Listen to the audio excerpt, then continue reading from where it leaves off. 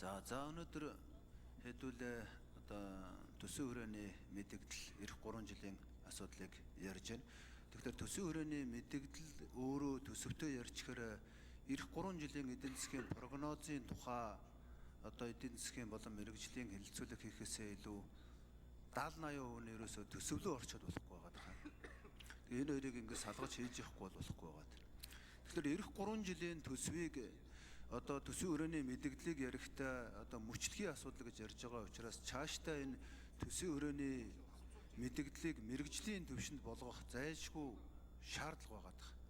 Одооны байгаа энэ 9 үзүүлэлттэй тэгээд дээрээс нь жил болгон төсөв хэлэлцэх болгондоо өөрчлөлтөг энэ байдал нь бол бид нар эх 3 жилийн прогнозгүй тэгээд төсвөө дагсан байдлаараа явцдаг. Ингээд төсвөө дагсан байдлаараа эрх чиглэлгүй баримжаагүй болчихлоо төсөв өөрөө бүтээмжгүй болдог. Тэгээ энэ инфляц хэдэн хувьтай байх вэ гэдэг асуудал хамгийн чухал.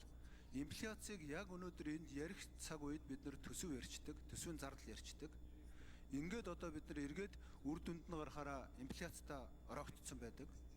Өнөөдөр төсвийн одоо орлогч нь 31.6 их найд. За үүний 77%-ыг урсгал зардалтаа зарцуулж байгаа. 24 их найдын. Тэгээ энэ 24 их найд бол нэг жилдээ ороод гардаг ийм л урсгал зарлал та. Тэгээ энэ зардлаа бид нар багасгах чадхаа байсан.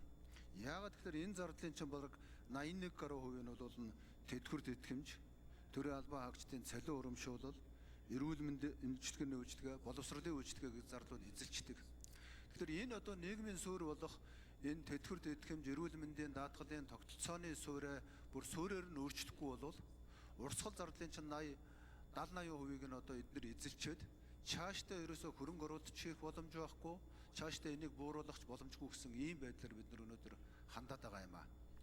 Ер нь энэ эдийн засгийн мөчлөгийн асуудлыг бид нар ярихдаа мөчлөггүй үеийн одоо тогтвортой эдийн засгийн өсөлт нь хэдий. Мөчлөг болсон үеийн одоо нөлөөллийг хараад тэгээ энэ нөлөөллөөс нь одоо хасч ялгаж гаргаж ирж ийж бид нар энэ төсөв хүрээний мэдэгдлээ ярихгүй бол үнэндээ бол энэ төсөв хүрээний мэдэгдэл биш төсөв болоод дуусчаад байгаа. Алсын баримжаа, чиг баримжаагүй зардлууд бол дандаа зардал болоод энэ нь инфляц үйлдвэрлэдэг байна. Тийм учраас төсвийн хүрээний мэдэгдлийг 15-аас 20 үзүүлэлттэй олон улсад хэрэгэлдэг болгох, тэгээд хавар төсвөөс тусдаа хэлэлцдэг болгох, энэ урсгал зардлуудаар бол бүтэн шинжилгэлүүдийг хийж ээж одоо бид нар цаашийн 3 жилийн баримжаатай болох юм аа. Энийг бол цаашдаа эдийн засгийн хөгжлийн яамнаас одоо шаардаж явах болно гэдгээ бас хэлье.